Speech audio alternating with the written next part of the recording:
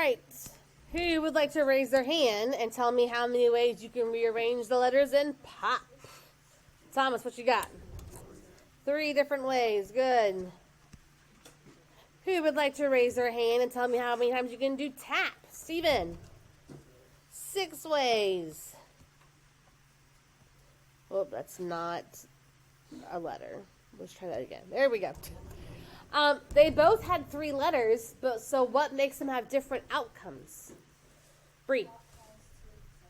Good. Pop has 2 of the same letters, so my choices were limited. I could do P-O-P, we could do P-P-O, or we could do O-P-P, right?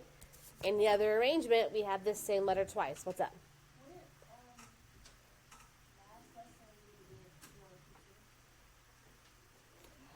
If it mattered which P was first and which P was second. Yes, but here it's just the letter P. So like when we did D1, D2, it's because there was 2 different dogs to physically choose from, if that makes sense. Here the letter P is just the same letter. Alright, so with tap having 3 individual letters, you could do T-A-P, we could do T-P-A. Our A could be first, followed by P-T, or T-P. Or our P could be first, right? Move this out of my way, I'm getting too close. We could have P-T-A or P-A-T. So there's your 6 different ways. And yes, the difference is the fact that pop has 2 of the same letters and tap does not. Okay? This very much relates to our permutations and combinations. Okay? They are almost the same thing. They're super closely related. Okay? They're going to have one small difference, though, in how we figure it out. Okay? First thing we're going to talk about is a permutation. Okay? A permutation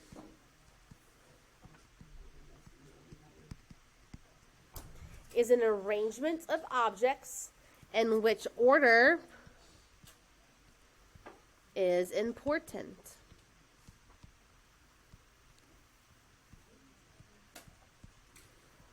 Okay?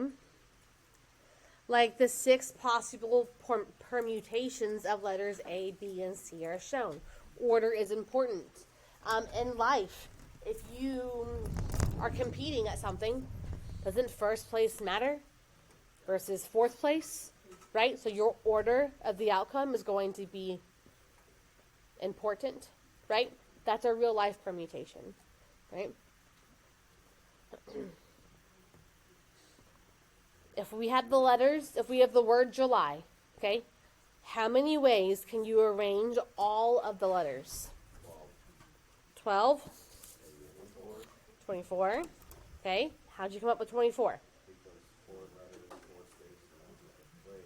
No, you're right. No.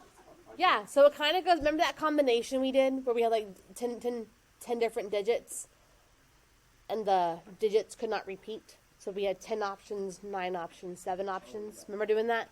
So here, the word July, do we agree we have 4 different letters? So we have 4 of those to choose from.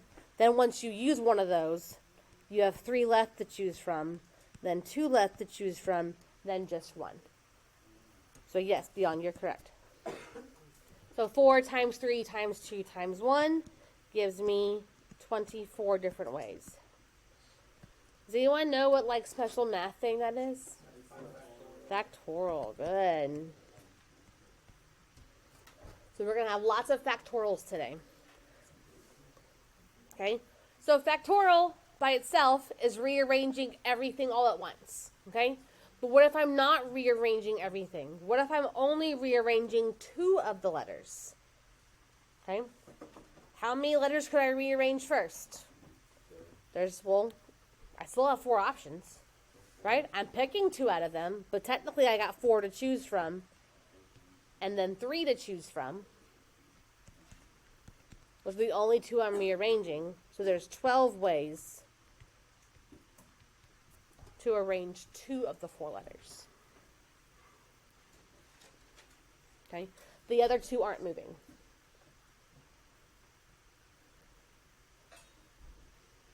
Okay? So that one, you had to choose 2. Okay, you had to pick 2 letters to rearrange. That's called a permutation. Okay? There are formulas for permutations. The number of permutations of n objects taken r at a time, where r is less than or equal to n. Okay? I can't rearrange 5 letters if there's only 3 letters in the word. Does that make sense? So your r value will always be less than your n value, which is your total, or it could be equal. You could rearrange all of them. Okay? The equation is npr equals n factorial divided by n minus r factorial. Okay? Our example is showing us how to get the 12. I had 4 options and I picked 2, right? So it's going to be 4 pick 2 equals 4 factorial divided by 4 minus 2 factorial. So if I were to write that out, that's 4 times 3 times 2 times 1 divided by 2 times 1. So the 2 factorials cancel each other out. You're left with 4 times 3, which is 12. Okay? We're going to do one on our own with horses. We have 10 horses that run a race. In how many different ways can the horses finish first, second, and third? Okay, and we're going to assume that there are no ties. Okay? So what's my n value? 10. We have 10 total horses. This is our n. What is the r value? What are we picking? 3 places, right? First, second, or third? First, second, or third. Yeah, so r is going to be 3. There's 3 possible places that they could finish in, okay, that we care about. So we're going to have 10 p 3. So our formula tells me to do n factorial divided by n minus r factorial. So that simplifies to 10 factorial over 7 factorial. I'm going to break down 10 until I totally skipped 9. I can't talk right at the same time. There we go. Until I get to 7. I don't have to write 7, 6, 5, 4, 3, 2, 1, right? Yeah. That would be silly. Let's stop right here because I know it's still going to be the same thing as 7 factorial. Those lovelies will cancel. So the 7 times 6 times 5 times 4 times 3 times 2 times 1 cancels out. I'm left with 10 times 9 times 8, which is 720 ways that our 10 horses could be arranged and who could win first, second, third out of the 10. Okay?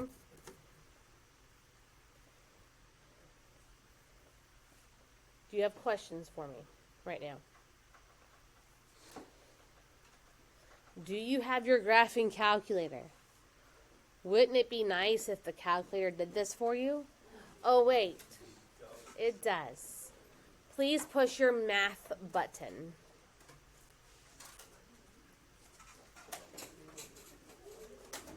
Push your math button. Go into the probabilities heading, to the probability menu. So I think you go over 2 or 3 times. And I believe your option 2 is NPR. Do you see it?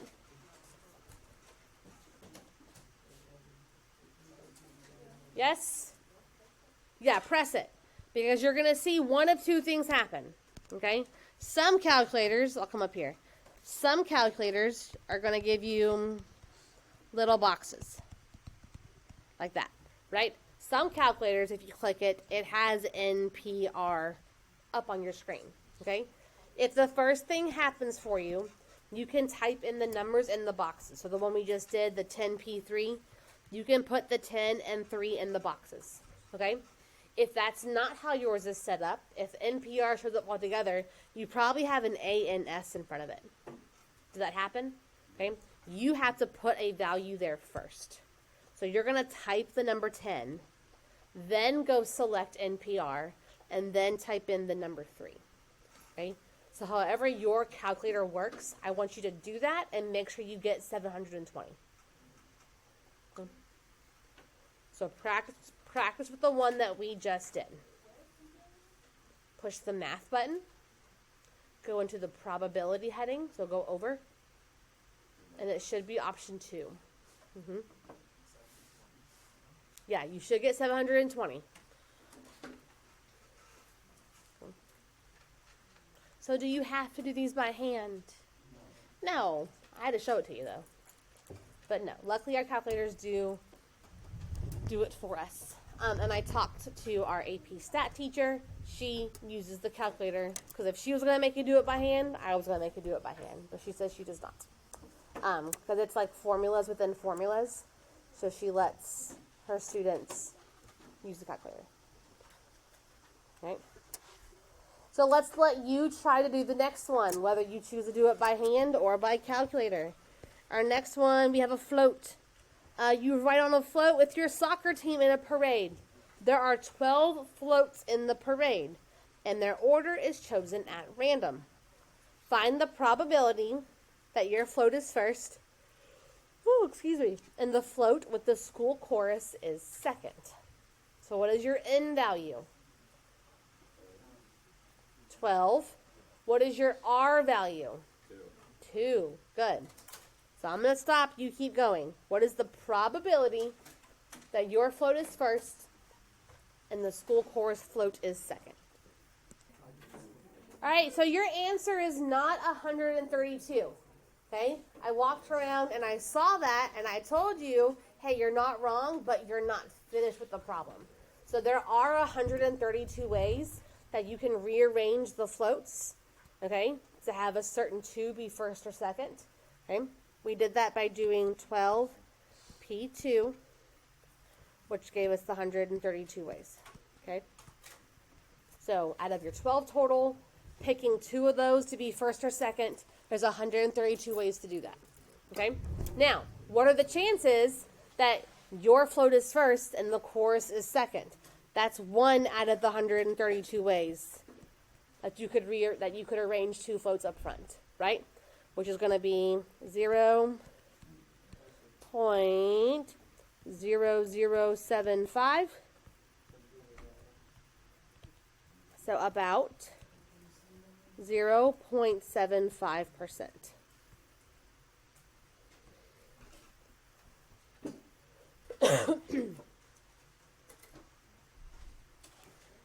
All right, ready to move on to combinations. Any questions about that? So most people started off right. You just didn't know how to finish the problem. But now you do, so you're good. All right, next we're going to do a combination. Okay? A combination is a selection of objects which order is not important. An example of this is like if there's a drawing of prizes, but all 3 prizes are the same. So it doesn't matter if you get picked first, second, third, you're all getting the same thing. Okay? So if the outcome is the same no matter what, now it's a combination. Okay? Something's not being replaced or taken out, the options aren't changing, you all get the same outcome. Okay? Question. Is locker combination a misnomer? A what? A locker combination. Is a combination. Is that a misnomer, though? A misnomer? Misnomer. Because, meaning, it's not really named properly. Because the order does matter. And you have a locker combination. Technically, yes. Yeah, the order does matter. Mm-hmm. But the thing with combinations, so order does matter, but you could have repeats. Does that make sense? Like the numbers could repeat themselves. So it's like how many different combinations there are. Right. So technically, if it's a 4-digit combination, there's 1,000 different combinations. Right? Or 10,000, excuse me. Because there's 4 options. And they each have 10 choices. Does that make sense? Yeah? So yes, order matters, but the values you could pick could be any of them. Okay. So with combination, order does not matter because the outcome is the same. So count the possible combinations of 2 letters chosen from the list A, B, C, and D. So by hand, it's given to you over here. Okay, this formula is n factorial divided by n minus r factorial times r factorial. So for this example, and out loud, we read it as 4 choose 2. It would be 4 factorial divided by 4 minus 2 factorial, which is 2 factorial, times 2 factorial. It would give us 6. I want you to practice with your calculator again. So go back to that list. This time, though, you're going to do the NCR.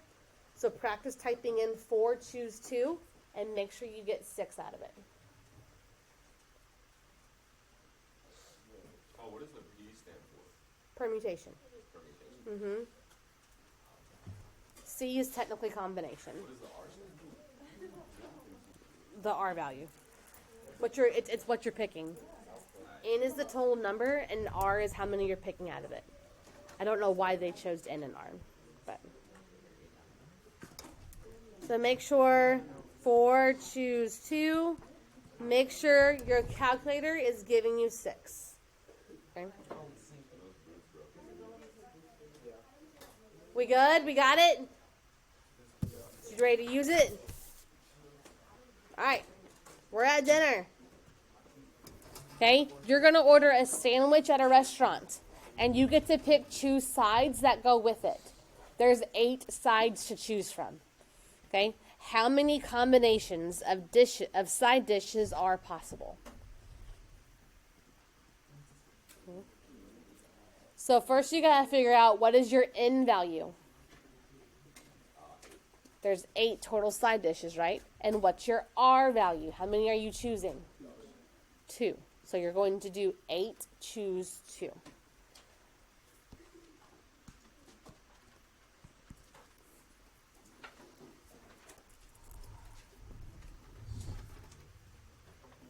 So choose to do it by calculator or by hand. Share with a neighbor. Make sure we're sharing the ways.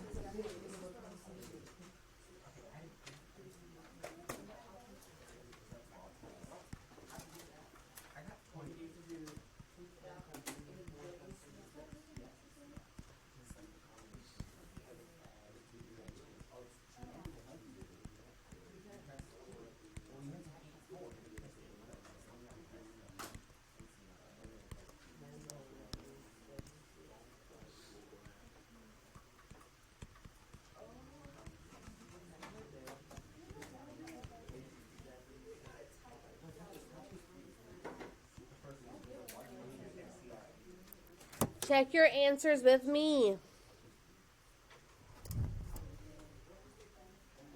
If you had to do this by hand because you didn't have your calculator, you would do 8 factorial divided by 6 factorial times 2 factorial, which is going to simplify to 56 over 2, which is 28 ways. If you had to do it by hand. Did we match? Yeah. All right, so there's 28 ways to pick your 2 sides. One more.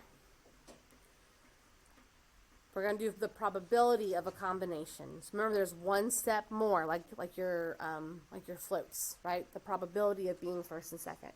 So this one, we have a yearbook editor.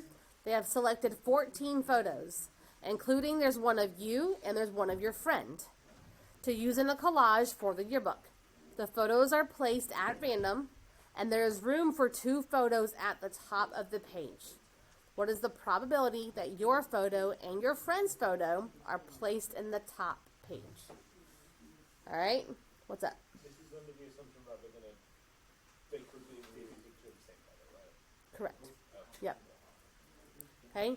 So how many, what are your chances that your picture and your friend's picture are the 2 that get placed at the top?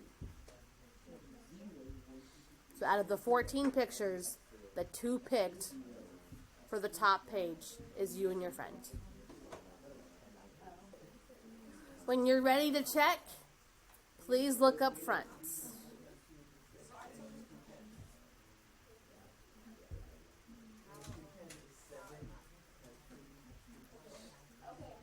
So the different ways of arranging your 14 photos with 2 of them being on top, there's 91 ways for that to happen. the layout of your picture and your friend's picture being the top two is 1 out of those 91 ways. So that's about a 1.1% chance. How we do? Where's our thumb scale? Feel good on the thumb scale? Ooh, double thumbs. I like it. Good job. All right. So now, how does this relate to Pascal's triangle and our favorite binomial theorem? Okay. So back in chapter 4, when we did this, we had to actually know the triangle to be able to do binomial expansion, right? Okay. So like if I asked you to expand to row 7, you would have to know rows 0 through 6 to get to 7, because you had to keep adding, right, to make the next row. Okay. With the use of combination, though, I don't have to know the previous rows. I can use the combinations to find the coefficients. Okay. So like row 3, we already know is 1, 3, 3, 1. That's the same as 3 choose 0, 3 choose 1, 3 choose 2, and 3 choose 3. Those equal 1, 3, 3, 1. Okay? So here we know it already. But if I wanted to know row 7, we could use 7 choose 0, 7 choose 1, 7 choose 2 to get those coefficients from our triangle. You go up to 7 Okay. choose 7? Yes. So you always start with an R value of 0, and you always stop when they match. Remember, you can't have more than what you have. I didn't do this. Okay. So you can't have more than what you started off with. So yeah, you'll stop. So anything choose 0 is going to be 1, right? And then if two numbers are the same, that will always equal 1 as well. Okay. So let's use this for something we've already done before. So we're going to stay familiar. Then we're going to use it for something brand new. Okay? So the first thing we're going to use it for is we're going to expand something with row 3. We're going to do x squared plus y to the power of 3. If I were to multiply that binomial to itself 3 times, okay, what would we get? So we know that our coefficients are 1, 3, 3, 1, right? I'm going to use the combinations, though, just to prove that that's true. Do you remember the pattern of your exponents, by the way, when we did it? The first one matched, right? And it went down by 1 each time. The second one started at 0 and then went up by 1 each time, so it ended matching the row. Okay? Yep. And they always add to give you the row number. Yes. So that comes from this formula.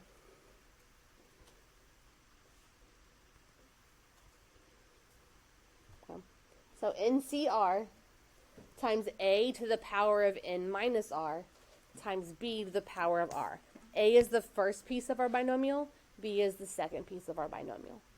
Okay? That's what you were doing without knowing you were doing it. Okay. So here we go.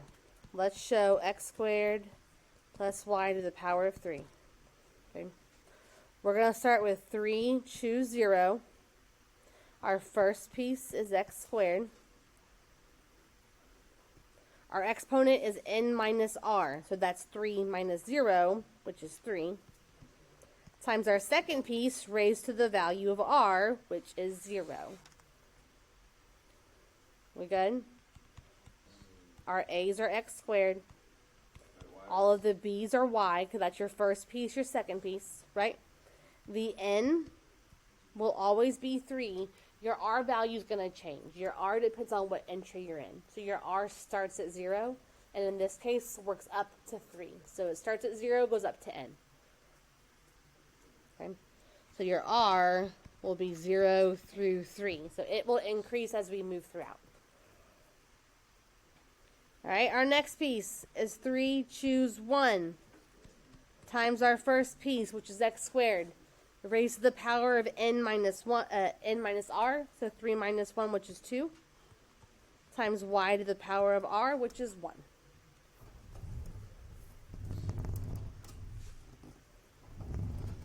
Okay, bless you. 3 choose 2.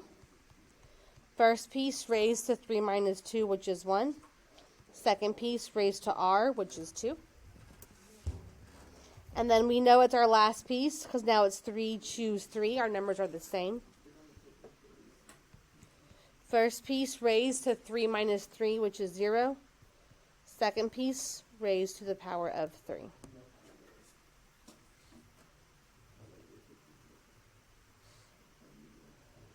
Yeah?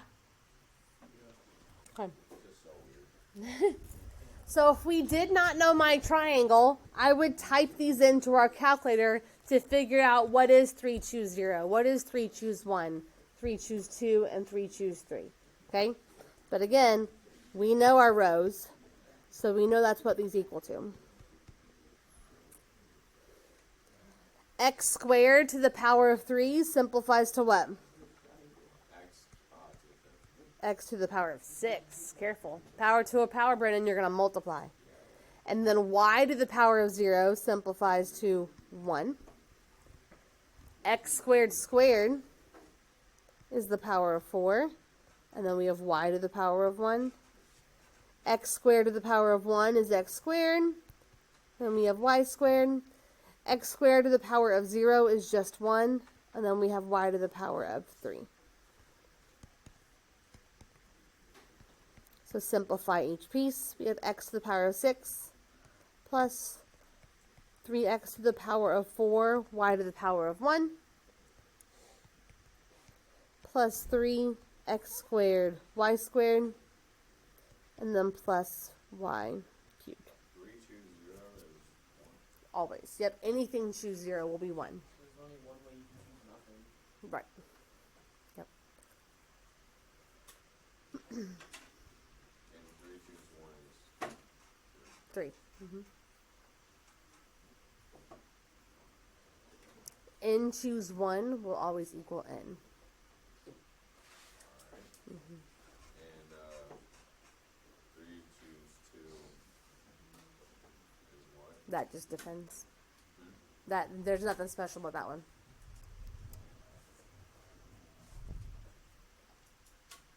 It's just how many ways you can pick 2 items out of 3. Alright, are we ready to apply this to something new? Okay, we could have done that without the combinations, right? Because we know row 3. But, do you know row 10? I don't know row 10. I don't have it memorized. Could I figure it out? Sure. I don't want to. Okay. It wants to know, find the coefficient of x to the power of 4 and the expansion of 3x plus 2 times the power of, raised to the power of 10. So that's 3x plus 2 times itself 10 times. Okay? That's a lot going on. Okay? So let's figure out what I know. Okay? I know my a value is 3x, right? Bless you. I know my b value is 2. I know my n value is 10. Okay? We don't know r right now. Okay? Nope, because it wants just one piece. It only wants the piece that has an x to a power of 4. Okay? So let's write down what I know. So far, I have n, c, r, I don't know it,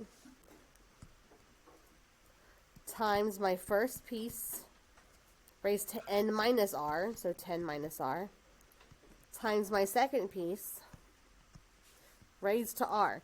That's a lot of pieces that I don't know, because I don't know r. But, could we figure it out? Yeah? Because what do I know? What is something else that they told me? We want the piece that has an x to a power of 4, right? So that would mean no. It would mean that r has to be freaking 6. R has to be 6. Because if my x has to have an exponent of 4, and right now it's 10 minus r, how do I get 4 from 10 minus r if r is 6?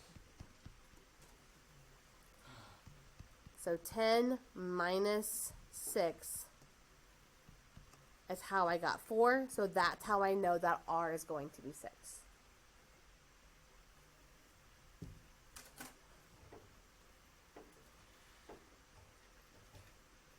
Are we good? Yeah, we get where that came from? So now let's fill in my r's. So that's going to be 10 choose 6 times 3x times 10 minus 6 times 2 to the power of 6. Now we have everything we need. What is 10 choose, oh, hold on a second. 10 choose 6, 3x to the power of 4, 2 to the power of 6. All right, what is 10 choose 6?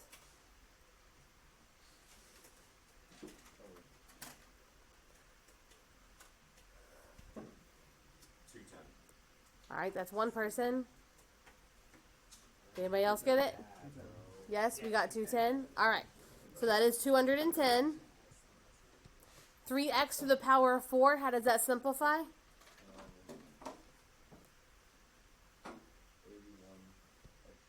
Yep. And then how does 2 to the power of 6 simplify? 64.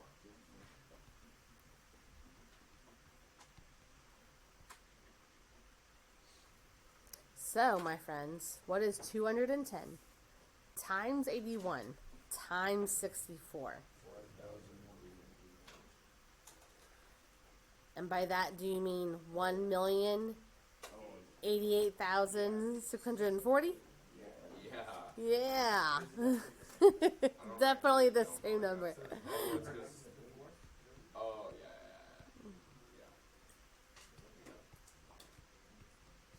Wait, what? I multiplied 210, 81, and 64. Why do we have 81? Because it was, Oh, because you have to distribute. yeah, the 3's in the parentheses. Yep. Oh, of course. Yeah. So, hey, hold on. What was the question, though? No, the question is, what's the coefficient? So, what is the coefficient? Yeah. Yeah, so that's my answer. This is the coefficient. Because I wrote the wrong thing. Boop.